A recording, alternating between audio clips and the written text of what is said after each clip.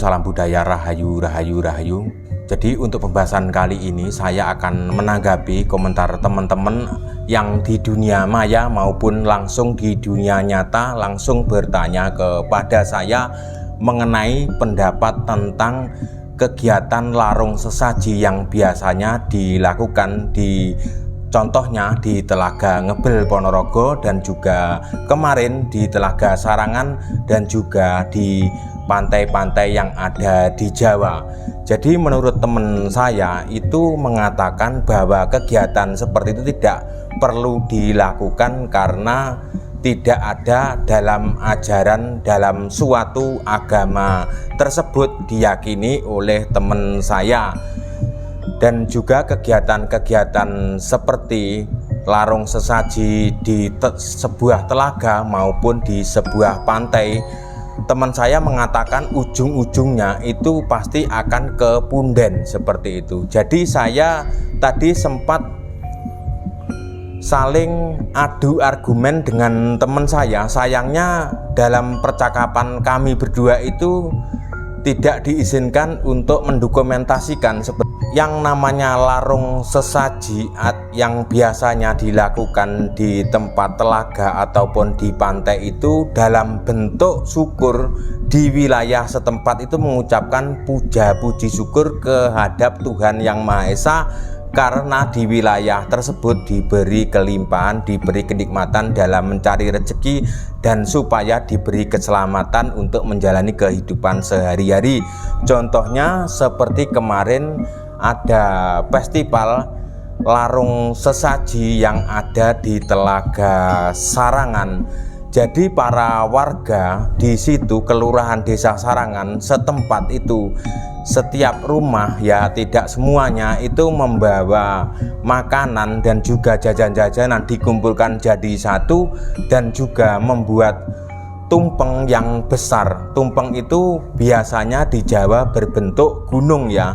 Jadi banyak sekali orang yang mengatakan kenapa sih orang Jawa selalu mendewakan gunung ya, karena alasannya tumpeng itu berbentuk gunungan lancip seperti itu. Jadi orang Jawa itu sejak zaman dulu sampai sekarang itu percaya bukan berarti kita itu menyembah gunung, kita itu mengucapkan rasa syukur karena gunung itu adalah sumber kehidupan ya. Gunung itu sebuah anugerah yang luar biasa seperti itu kalau kita mau tahu dan bisa menerima seperti itu. Kalau tidak bisa menerima ya pasti akan selalu menyalahkan seperti itu.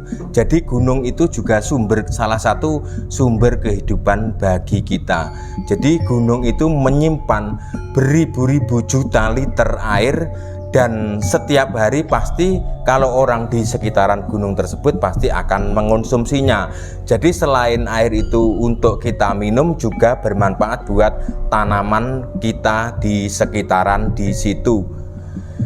Jadi ketika larung sesaji tersebut ada tumpeng itu kemudian sesampainya di tengah laut ataupun telaga, biasanya tumpeng tersebut akan dijatuhkan seperti itu. Dan ada yang mengatakan itu buang-buang makanan seperti itu, tidak ada manfaatnya. Itu sebagian orang yang tidak tahu. Jadi saya juga menyadari namanya orang tahu, tidak tahu dan tidak bisa menyadari atau tidak bisa menerima, kita itu harus legowo sebagai orang Jawa. Walaupun dikatakan orang begini begitu, itu kita itu harus tetap sabar ya. Jadi ketika nasi tumpeng gunungan besar itu ditumpahkan ke laut, itu juga ada manfaatnya. Manfaatnya apa? Manfaatnya jadi yang namanya nasi tersebut dan juga ada buah-buahan tersebut ketika dijatuhkan terlaut itu tidak menjadi sampah ya.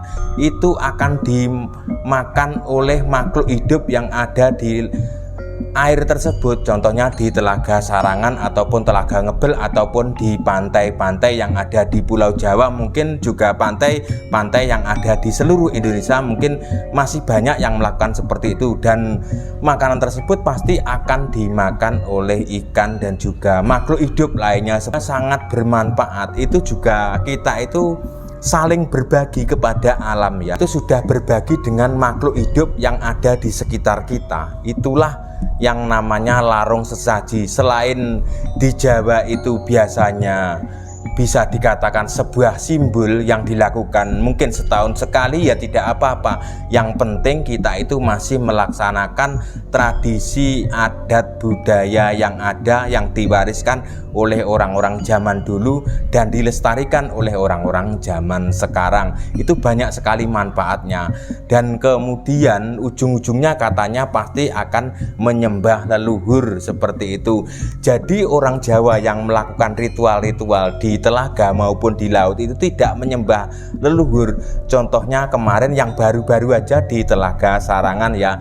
Jadi setelah tumpeng itu dimasukkan ke dalam telaga atau dijatuhkan ke telaga dan tujuannya supaya berbagi dengan makhluk hidup seperti itu, kemudian para rombongan dari tokoh-tokoh adat di situ akan pergi ke, ada di Sarangan itu ada pulau kecil ya, pulau kecil itu di situ ada makam atau punden yang babat Telaga Sarangan atau orang yang punya sejarah cerita dalam di telaga tersebut ya, seperti itu. Tujuannya itu mengucapkan rasa puji dan syukur kepada Tuhan Yang Maha Esa, karena bagaimanapun Telaga Sarangan itu menjadi pariwisata yang favorit di Jawa Timur dan banyak dikunjungi oleh wisatawan.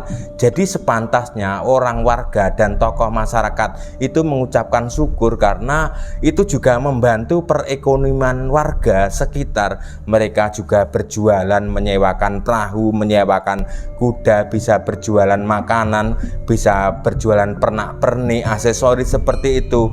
Membawa buceng yang besar itu akan ditumpahkan ke laut ketika, jadi itu juga salah satu bentuk rasa syukur. Jadi orang kawasan di pesisir pantai tersebut itu mayoritas penduduknya selain bertani juga menjadi nelayan. Dan tujuannya apa? Tujuannya supaya kita itu terhindar dari mara bahaya. Intinya itu berdoa untuk keselamatan ketika mencari ikan, supaya kita itu selalu diberi keselamatan yang di laut maupun yang ada di rumah, supaya dijauhkan dengan bencana. Makanya orang-orang Jawa setiap ada bulan-bulan tertentu maka akan melakukan yang namanya larung sesaji seperti itu. Mungkin orang yang tidak berpendapat, tidak sependapat, itu sudah menjadi hal biasa. Jadi walaupun kita itu berbeda-beda suku, berbeda-beda agama, berbeda-beda sifat, berbeda-beda bahasa, berbeda-beda makanan, kita itu tetap satu nusa satu bangsa. Jadi di Indonesia itu terkenal dengan kearifan lokal budaya Nusantara yang luar biasa, yang tidak dimiliki oleh bangsa lain seperti itu. Makanya tradisi-tradisi adat Jawa itu masih selalu dilestarikan ya. Jangan sampai tradisi-tradisi tersebut punah zaman sekarang, atau generasi-generasi Gen Z di zaman sekarang, atau orang yang tua yang tidak mengerti dan tidak mau mengerti atau sudah punya pemahaman baru seperti itu pasti akan mengatakan hal demikian. Dan ada lagi, ada orang yang selalu berpendapat pengen mendebat orang-orang yang percaya namanya gaib, itu juga ada seperti itu. Jadi ada orang yang tidak percaya yang namanya gaib. Jadi orang yang tidak percaya gaib itu tidak tahu bahwa dia lahir ke dunia ini ketika di dalam kandungan itu 9 bulan itu juga gaib ya. Kemudian lahir, terus kemudian ada nyawanya seperti itu, yang awalnya hanya segumpal darah, itu juga gaib. Gimana kalau tidak mau percaya gaib? terus kemudian pasti akan menyangkalnya seperti ini. Saya tidak percaya yang itu, yang tidak saya percaya adalah hantu seperti itu ya. Jadi kemudian menyangkalnya bahwa dia tidak percaya hantu ya. Kalau tidak percaya ya silahkan, percaya ya silahkan. Kalau saya pasti akan jawab demikian ya. Mau percaya atau tidak itu kan urusan panjenengan. Jadi tidak usah diperdebatkan dan tidak usah dijadikan masalah, karena sebuah kepercayaan itu akan turun dari dalam sanubari hati yang paling dalam.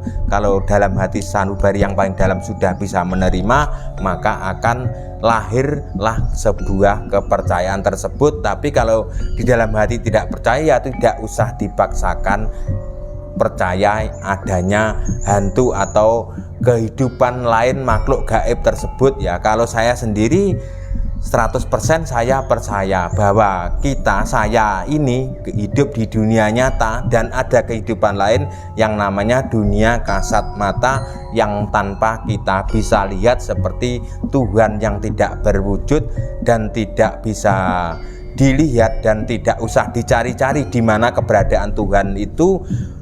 Dan mungkin setiap orang punya berpendapat sendiri-sendiri ya mengenai keberadaan Tuhan. Jadi saya tidak usah membalas seperti ini, karena kalau dibalas setiap orang itu punya keyakinan yang berbeda-beda dan ujung-ujungnya akan menimbulkan perdebatan seperti itu yang tidak saya inginkan. Bukannya saya takut berdebat, saya tidak ingin menambah permasalahan atau menambah beban teman-teman karena mendebat sesuatu yang teman-teman tidak diketahui seperti itu ya. Jadi sebagai orang Jawa itu kita itu harus sabar, legowo, welas asih, karena orang Jawa itu dan juga orang seluruh Nusantara yang ada di Indonesia ini punya budaya yang adiluhung, punya budaya sopan santun seperti itu yang tidak dimiliki oleh bangsa lain. Jadi budaya tata krama, sopan santun, adab itu ada di Indonesia seperti itu. Makanya jangan sampai generasi-generasi muda kita itu saya berpesan kepada Bapak dan Ibu guru seluruh Indonesia ya, itu supaya mendidik muridnya, supaya mengajarkan tentang sopan santun, walaupun mulai tingkat TK sampai tingkat ke jenjang pendidikan yang lebih tinggi itu harus ditetapkan atau diwanti-wanti atau selalu diingatkan, karena kita ini sudah menghadapi kemajuan zaman atau kemajuan teknologi. Makanya harus selalu diingatkan, selain di sekolah diajar oleh Bapak Ibu guru, di rumah kita juga harus selalu mengingatkan, walaupun ketika anak kita itu dikasih tahu itu pasti akan membantah, kita itu tidak boleh bosan-bosan untuk selalu mengingatkan, jangan sampai kita itu kalah dengan anak, seperti itu intinya. Jadi cukup sekian konten saya. Jika ada salah kata yang tanpa sengaja menyinggung perasaan panjenengan, saya minta maaf yang sebesar-besarnya. Terima kasih. Salam budaya Nusantara.